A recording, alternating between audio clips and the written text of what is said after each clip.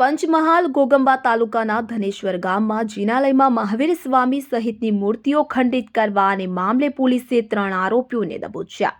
વિગતે વાત કરીએ તો પંચમહાલ જિલ્લાના ગોગંબા તાલુકાના ધનેશ્વર ગામમાં આવેલી વિજય ઇન્દ્ર જગત વિદ્યાલયમાં આવેલા જૈન દેરાસરમાં મહાવીર સ્વામી ભગવાન સહિતની મૂર્તિઓ કોઈ અજાણ્યા ઇસમો દ્વારા ખંડિત કરવામાં આવી હતી, જેને લઈને જૈન સમાજમાં ભારે રોષની લાગણી વ્યાપી હતી। આ મામલે રાજગઢ પોલીસ મથકે ફરિયાદ નોંધાવતા તપાસના ચક્રો ગતિમાન કર્યા હતા।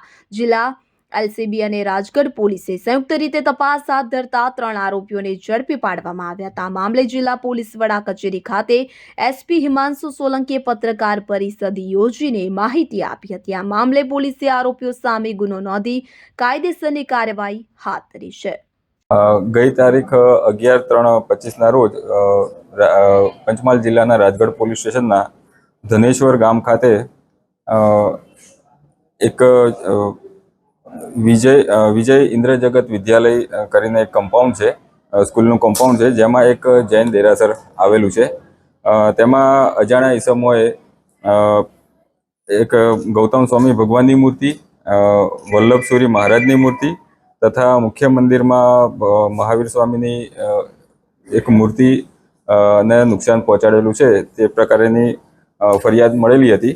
આ અનુસંધાને પોલીસ દ્વારા રાજગઢ પોલીસ દ્વારા BNS 299/324 મુજબની ફરિયાદ દાખલ કરવામાં આવેલી હતી। લોકલ પોલીસ તથા LCB ની ટીમ દ્વારા આ અંગે સઘન પૂછપરછ કરવામાં આવેલી, વિવિધ ટેકનિકલ એનાલિસિસ કરવામાં આવેલું તથા જે વિડીયો ફૂટેજીસ મળેલા હતા તેનું પણ એનાલિસિસ કરવામાં આવેલું અને આ અનુસંધાને પોલીસે 3 આરોપીઓ ની જે શંકાસ્પદ હતા તેમની સઘન પૂછપરછ કરતા આ જે 3 આરોપી છે તેમણે આ ગુનો કરેલો હોવાનું આ તપાસ દરમિયાન માલુમ પડેલું છે। આ જે બનાવ છે તેમાં જે આરોપીઓ છે તેમના નામ નિલેશ શૈલેષભાઈ પરમાર, હાર્દિકભાઈ રાજેશભાઈ પરમાર તથા દેવરાજભાઈ રોહિતભાઈ પરમાર, તમામ રહે ધનેશ્વર, તાલુકો ગોગંબા, જિલ્લો પંચમહાલના આરોપીઓ આ ગુનામાં પોલીસ દ્વારા અટક કરવામાં આવેલા છે।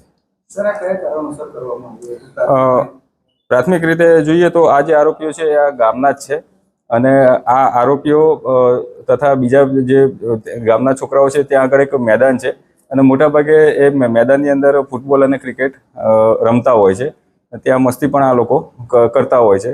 આ દિવસે પણ આ જે 3 આરોપી છે ત્યાં આગળ મેદાનમાં હતા અગાઉ પણ, અને જે ક્રિકેટ રમતા હોય, ફૂટબોલ રમતા હોય છે, ત્યારબાદ એ મંદિરમાં લોકો બેસતા પણ, છોકરાઓ બેસતા પણ હોય છે। એટલે આ જે છોકરાઓ છે એમણે મસ્તીમાં આ બનાવ કરેલો હોય એવું હાલની તપાસમાં જણાય છે, પણ આગળની તપાસ હાલ ચાલુ છે।